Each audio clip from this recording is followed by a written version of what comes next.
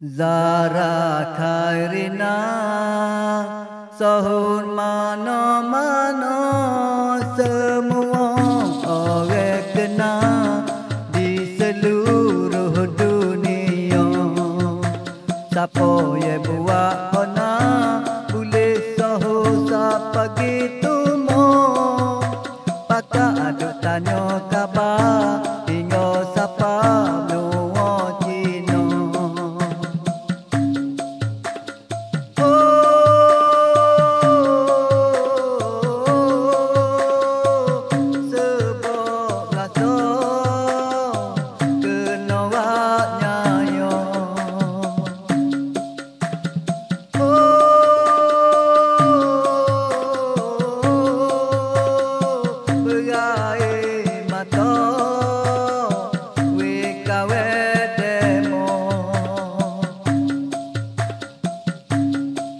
Sebab apa kerana lah mana ramai orang tahu sampai puja teraniaya perangai jahat gitu lalu dicaci dan dihina dibuli serta diganggu jenih pesi mana panggil lebih pada hatu.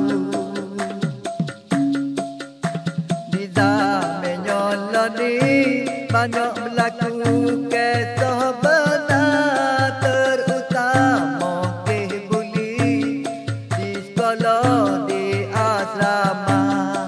Banyak benar hak terjadi macam-macam hak kita dengar kisah menyayat hati adik Zara Khairina.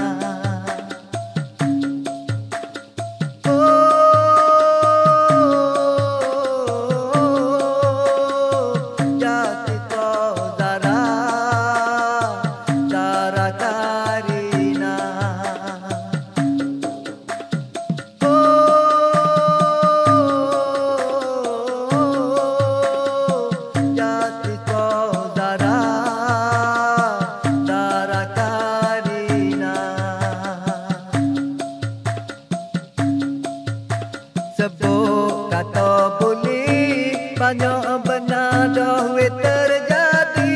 Cara mana nak atasi sama-sama ambil perhati.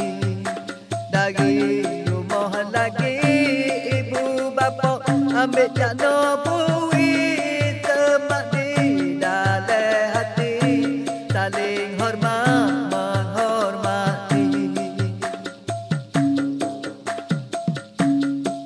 Orang sesat, orang kaya, perbezaannya banyak benar. Orang kaya duit juta, orang sesat bergadang lana.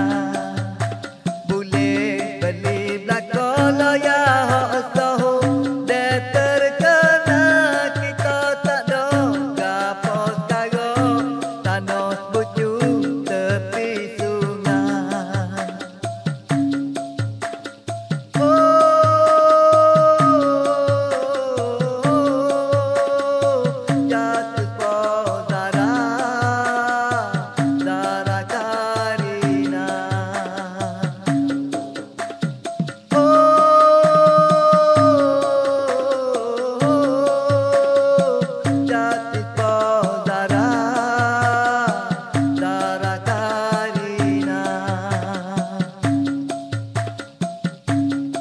Tapi kata dunia ni sudah putung terbalik teraniaya sana sini berlaku hak pelik-pelik. Ramai orang terusing terutama adik-adik hak terjadi baru ni ingat sekali rasa seri.